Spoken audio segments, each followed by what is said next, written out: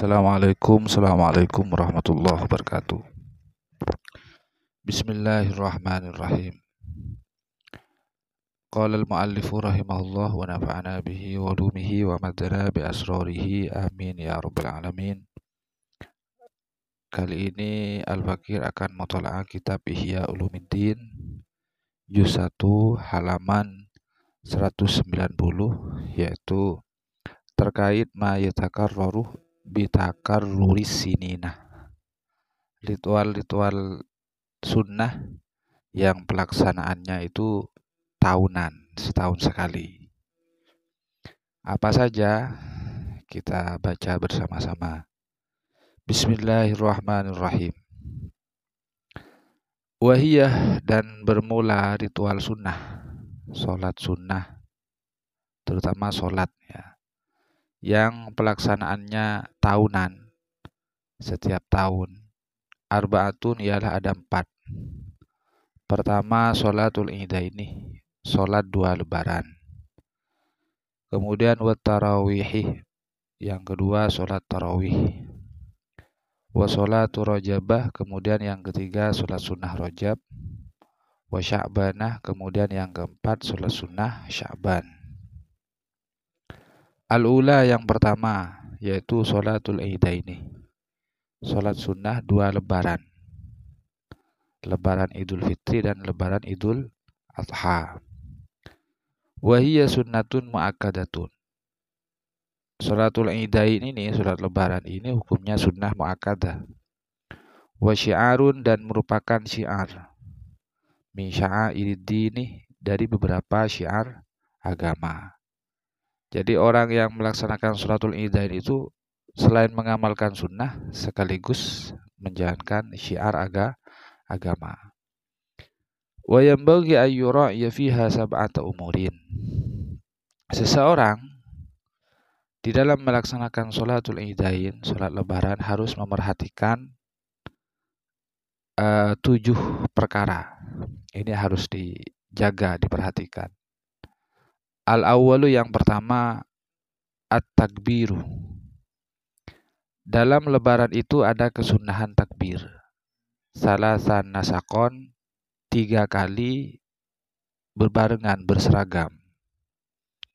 Fayaquluh, maka seseorang yang merayakan hari raya itu melafadzkan Allahu Akbar, Allahu Akbar, Allahu Akbar kabira walhamdulillah katsira walhamdulillahi katsira wa subhanallahi bukratan wa asila la ilaha illallah, la ilaha illallah wahdah la syarikalah mukhlishina lahuddin walau karihal kafirun.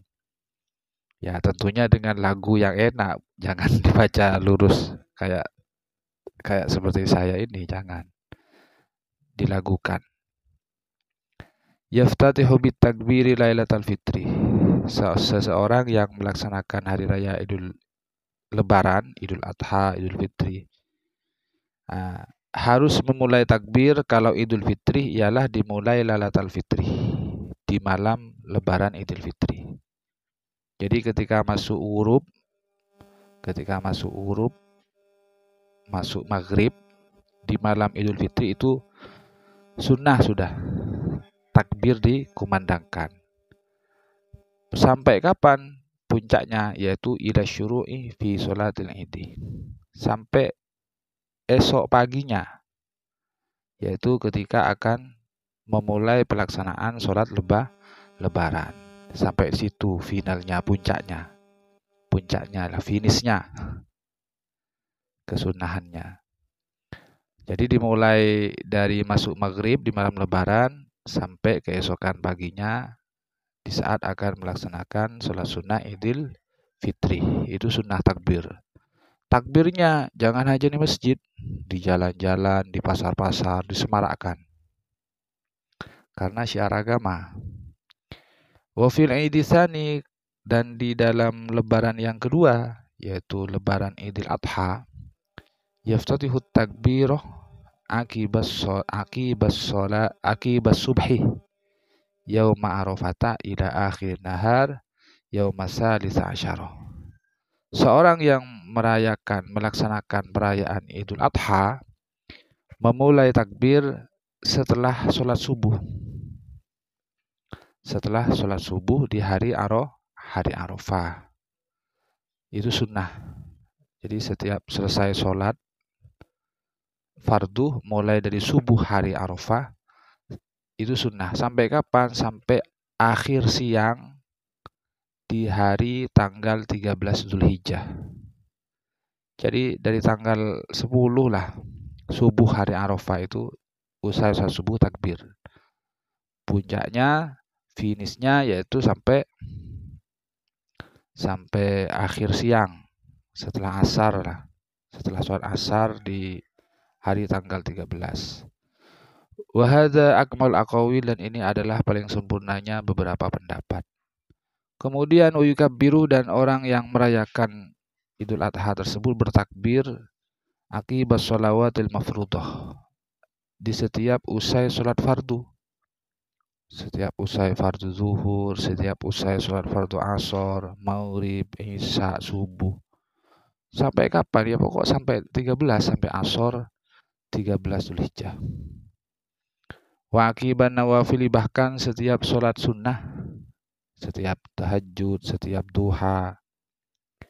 Wa huwa aqibal faraidi akadu, namun bertakbir di setiap selesai sholat fardu itu yang lebih kokoh kesunahannya, lebih muakkad.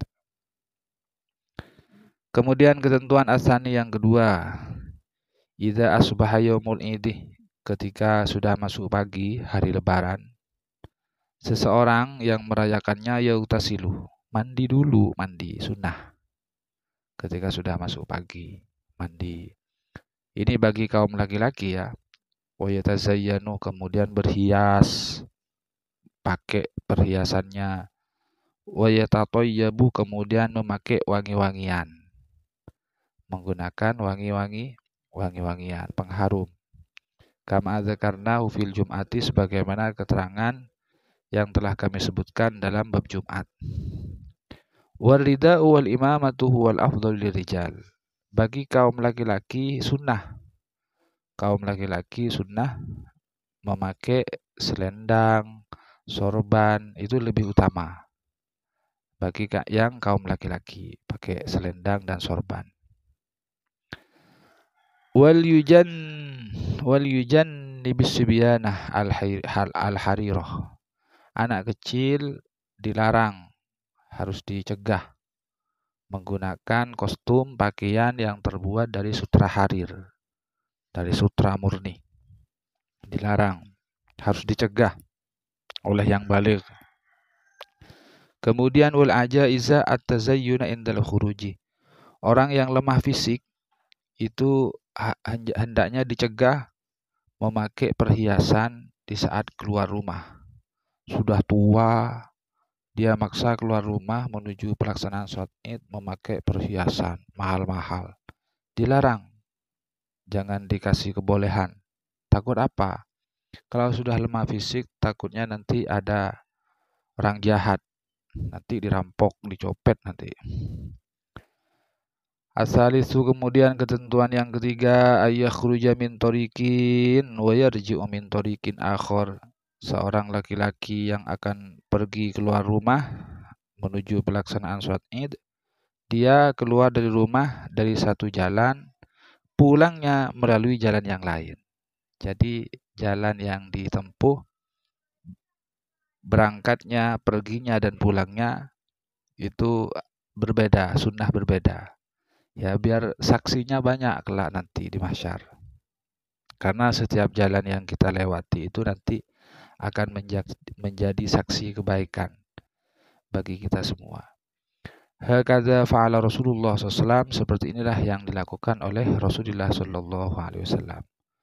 Wa kana sallallahu alaihi wasallam ya'muru bi ikhrajil awatiki, dan Rasulullah SAW memerintah agar orang-orang mengeluarkan wanita balighah, diajak keluar dari rumahnya untuk ikut pelaksanaan sholat Id.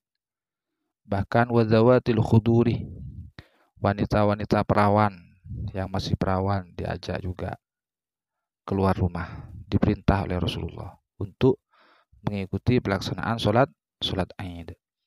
Ar-rabi'u yang keempat, al-mustahabbu al-khuruj ila sohra.